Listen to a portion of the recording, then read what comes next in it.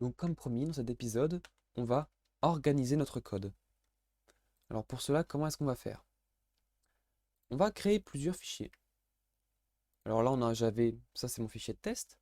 C'est là où je fais, où je prépare les cours, hein, tout simplement, où je m'entraîne, je teste des choses quand je suis pas trop sûr de voir si ça fonctionne. C'est là que je teste. Et là, c'était pour un cours précédent. Donc voilà, je vais enlever ce fichier-là. Ça, faut pas vous inquiéter, c'est juste pour débugger. C'est Visual Studio qui le crée. Si vous ne l'avez pas, il n'y a aucun souci, hein, ça n'a aucun intérêt. Je peux du coup supprimer mon fichier test, puisque c'est le même que le cours. Et donc on se retrouve uniquement avec notre fichier PHP où il y a tout le code, et notre fichier CSS où il y a simplement le style pour quand il y a une erreur sur le formulaire.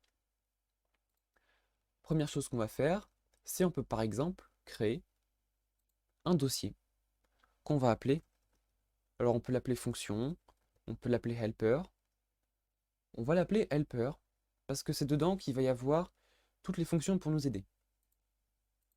Ce qu'on va peut-être vouloir faire, c'est mettre toutes nos fonctions de vérification dans un fichier spécial pour la vérification. On peut par exemple l'appeler check.php. C'est dans ce fichier-là qu'on va mettre toutes les fonctions qui permettent de vérifier. Vérifier s'il y a un nombre dans la string, vérifier l'âge. Peut-être que vous allez avoir besoin, même de votre côté, d'autres fonctions. Et donc on va simplement les couper, donc CTRL X, hein, ou alors vous faites clic droit et cut, hein, et on les colle ici. Hop, on les met là. Alors c'est un fichier PHP, on n'oublie pas de mettre les tags. Quand c'est un fichier PHP qui ne contient que du PHP et pas une once d'HTML, on n'est pas obligé de mettre la fin. De toute façon, sur VS Code, si vous essayez, il va l'enlever. On va faire pareil avec l'autre fonction. Hop, on va l'enlever. Et on va la mettre ici. Bien évidemment, là, on va avoir des erreurs. Alors, on aurait dû avoir des erreurs. Mais c'est l'avantage de PHP. Enfin, l'avantage et l'inconvénient, c'est que on peut avoir des fonctions dans d'autres fichiers. Donc, il ne va pas mettre d'erreur parce qu'il ne sait pas, peut-être, que c'est utilisé ailleurs. Donc là, vous allez vous dire, on a un problème, nos fonctions sont dans un autre fichier. Comment est-ce qu'on fait pour l'utiliser? Eh bien, on va utiliser une fonction qui s'appelle require once. Require once permet, alors c'est pas une fonction à vous remarquer qu'il n'y a pas de parenthèse. Enfin, si vous voulez, je crois que vous pouvez en mettre. Il y a aucune règle qui dit qu'on ne doit pas en mettre. Mais par défaut, elle n'en prend pas. Voilà. Donc c'est une fonction qui permet d'utiliser, d'appeler un fichier. Là, ce que ça va faire, require, c'est comme s'il allait prendre tout le code qu'il y a ici, il fait CTRL A, copier, et il va le coller ici. C'est basiquement ce que fait requirements. Il va prendre le code et le coller à cet endroit-là. Il y en a un autre qui est require. À la différence du require once, c'est lui, il va simplement, on peut l'appeler plusieurs fois. On peut faire plusieurs fois require, on peut plusieurs fois require le même fichier. Avec require once, c'est pas possible. On ne peut appeler qu'une seule fois le fichier. Donc c'est juste par sécurité. Jamais vous avez oublié et que si vous le faites une deuxième fois, il va pas être d'accord. Il va dire non, ça marche pas, tu l'as appelé plusieurs fois. Maintenant que le fichier est appelé, on peut utiliser les fonctions qui sont ici. En fait, on n'a rien à changer. Cette variable, cette fonction-là, même si elle est dans un autre fichier, ça va quand même marcher parce qu'on a appelé le fichier. Si on essaye, on rouvre notre page. Si je réactualise, il n'y a aucune erreur. Rien ne se passe et c'est bon signe. Il n'y a pas d'erreur parce que tout se passe bien. On peut réessayer hein, si vous voulez. J'envoie des trucs. Voilà. Il n'y a pas d'erreur parce que tout se passe bien. Donc ça, c'était pour nos fonctions. Maintenant, on va peut-être vouloir créer un autre fichier dans lequel on va mettre tout le reste. D'ailleurs, ça, on peut le passer maintenant. On peut le prendre. On va le mettre ici. Comme ça, voilà, c'est plus prudent. Il n'a plus rien à faire dans l'autre fichier. Maintenant, on va peut-être vouloir également mettre toute la logique. On va mettre toute la logique dans un autre fichier aussi. On peut, par exemple, créer un fichier, un nouveau fichier qu'on va appeler j'avais eu une idée de fichier, j'ai oublié le nom. C'était forme, voilà, forme index. Parce que vous allez peut-être avoir plusieurs formulaires, donc pour pas se perdre, vous pouvez créer, renommer. Après, il n'y a pas vraiment de convention, hein, enfin surtout pour les petits projets. Il n'y a pas particulièrement de pattern d'utiliser ou quoi que ce soit, donc, ou d'architecture. Donc là, c'est vraiment juste pour le test, hein, enfin pour le cours. Et on va mettre tout notre code ici.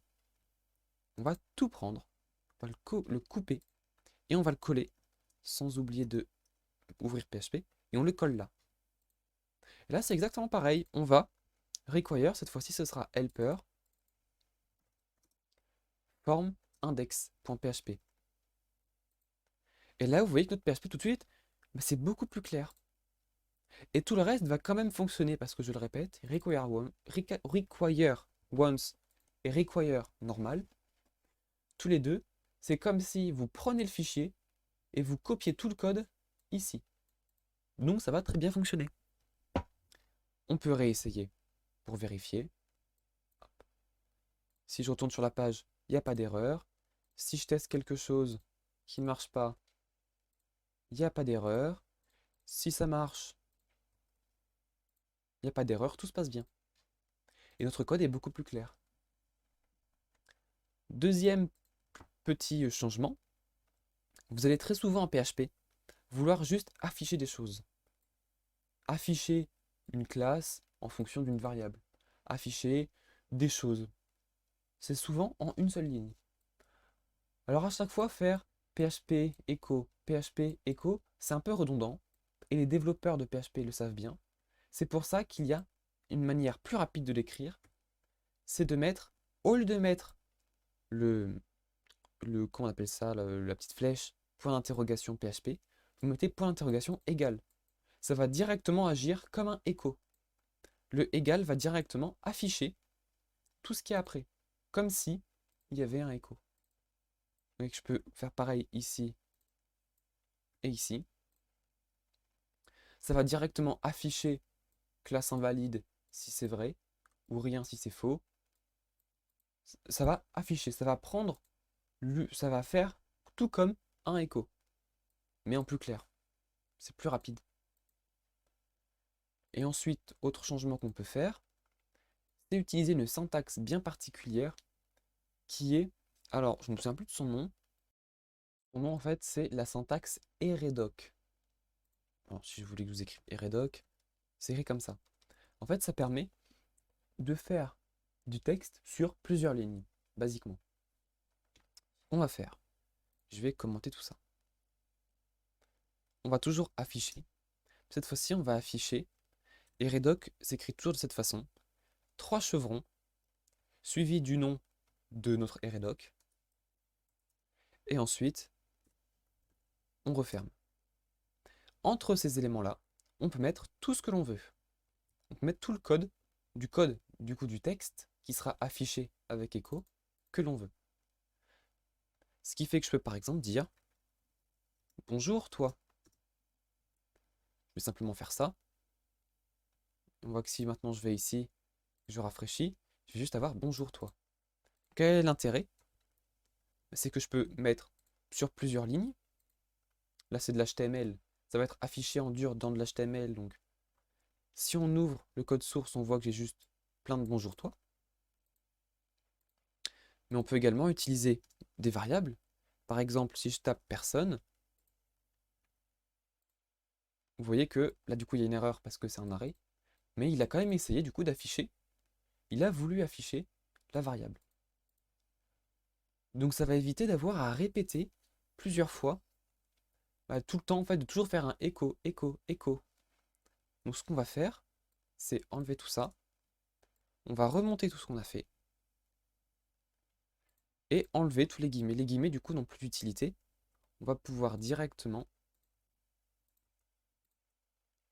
alors voilà, voilà, comme ça.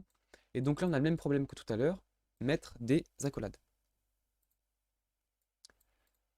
Maintenant, ce qu'on va peut-être vouloir faire, puisque là on est dans du texte normal, on peut très bien faire de tout ça du coup de l'HTML. L'avantage c'est que là on va pouvoir mettre de l'HTML pur et dur. Alors, donc, par exemple, mon Dieu.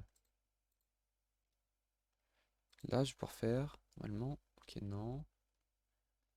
On va pouvoir mettre, alors, comme ça, hop, plein de LI ici. Et là, enlever du coup tous les sauts de ligne et fermer. Voilà. Et là, du coup, si on affiche, on a une liste. Surtout, l'avantage, c'est que là, on peut mettre du coup vraiment de l'HTML dans, dans une string, dans un echo, sans avoir à en faire plein la suite des autres. Ou alors à commencer à ouvrir des strings, à mettre des sauts de ligne et à mettre des sauts de ligne partout, ou alors à pas avoir de complétion de la part du code ou quoi que ce soit. Là, voilà. Dans des cas simples comme ça, un echo fait très bien l'affaire. Dans des cas où il y a plein de choses à afficher, un redoc, c'est aussi bien.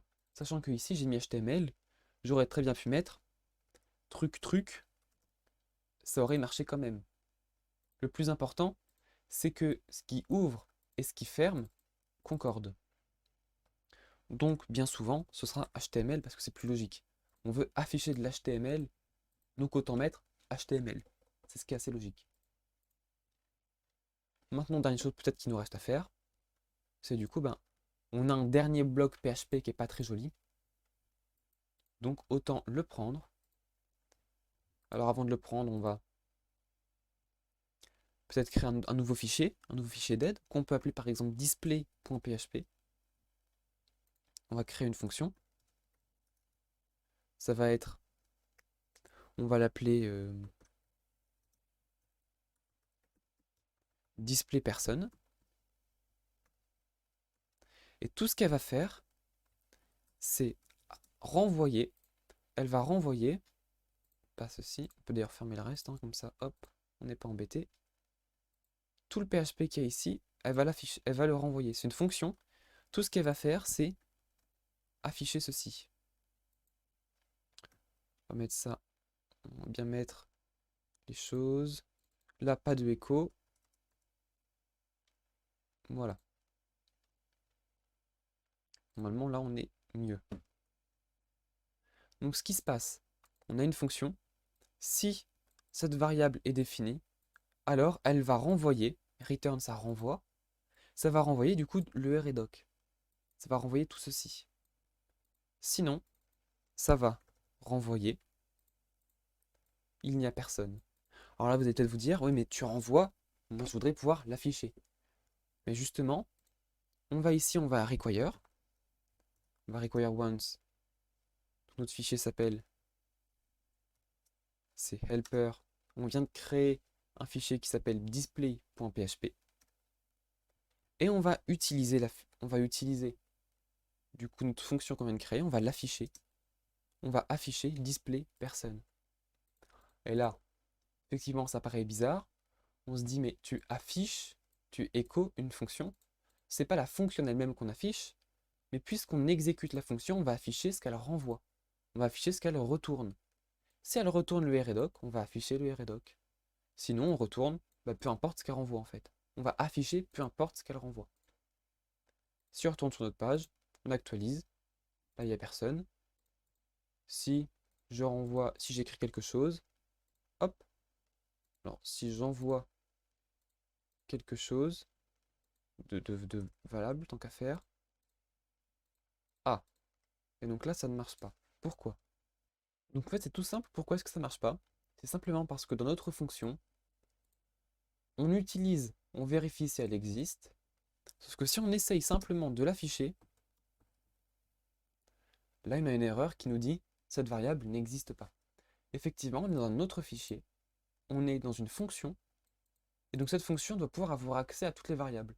Sauf que la variable personne a été créée dans un autre fichier aussi. Donc, il faut qu'on lui passe en paramètre notre personne. À partir de ce moment-là, elle y aura accès. Donc là, il nous dit, il manque un argument, on va lui passer. Sauf que si cette variable n'existe pas, on ne va pas pouvoir lui passer Rien. D'ailleurs, on peut tester. Là, du coup, on lui passe la variable, mais on l'a dit dans l'épisode précédent, cette variable est créée de façon conditionnelle. Si on n'est pas dans un poste, alors la variable n'est pas créée. Mais essayons comme ça. Si j'affiche la page, on a une erreur qui nous dit la variable n'est pas définie. C'est l'occasion du coup d'apprendre un nouveau sélecteur, un nouvel opérateur qui est deux points d'interrogation. Le deux points d'interrogation permet de dire si ça existe, alors j'utilise ça. Sinon, j'utilise autre chose. Ça peut paraître un peu abstrait, mais regarde, j'ouvre un terminal. J'ouvre un terminal PHP juste pour tester. Disons que j'ai une variable qu'on va appeler var qui elle vaut 1, on va dire. Et je demande d'afficher var. Elle affiche 1. Si maintenant je demande d'afficher bar, bar n'existe pas. Il nous dit ah, tu essaies d'afficher quelque chose qui n'existe pas. Si je lui demande d'afficher bar, deux points d'interrogation, ça n'existe pas. Ça n'existe pas. Ça print, ça n'existe pas. Le deux points d'interrogation, c'est un peu comme un if, dans le sens où ça affiche ça s'il peut. Sinon, ça affiche ça. Si maintenant j'affiche var, alors ça va afficher 1, puisque var existe. Donc c'est ce qui se passe ici. Si ça ne vaut rien, si ça n'existe pas, si cette variable n'est pas créée, elle vaut nul, alors, d'ailleurs elle ne vaut pas nul, juste elle n'existe pas, elle est undefined, alors on affiche ça. On utilise cette valeur-là, sinon on utilise la variable qui est créée là. Donc dans notre cas, si la variable n'est pas créée, donc on n'envoie pas le formulaire, on affiche la page, alors ça va envoyer nul. Si ça envoie nul, alors ça n'existe pas. Donc on passe directement dans le return. On va renvoyer autre chose. Ce n'est pas 7. Nul est considéré comme ça n'existe pas. Nul, c'est une variable, c'est une valeur un peu à part. Sinon, si on a envoyé le formulaire, les données sont bonnes, notre variable est créée, alors on lui passe directement la variable. On lui dit ok, je te donne la variable puisqu'elle existe. Essayons maintenant. J'actualise, il n'y a personne. J'envoie quelque chose. Hop, ça marche. Voilà. En plus, sans même s'en rendre compte, on utilise ici une variable qui est créée dans un autre fichier. Et ça marche très bien. Donc là, on a un code PHP qui est propre, qui est organisé et qui fonctionne bien. Du coup, c'est beaucoup plus simple. Si jamais vous avez des changements à faire, vous savez que ce sera dans tel ou tel fichier. Et on a un fichier HTML qui est beaucoup plus propre. Donc là, on a fait ça. C'est bien, notre projet fonctionne, il est propre. Mais rien n'est sauvegardé. À chaque fois qu'on rafraîchit la page, tout repart de zéro. Et c'est ce qu'on va voir dans le prochain épisode. On va commencer à parler des bases de données, puisque c'est ce qui fait le cœur de PHP.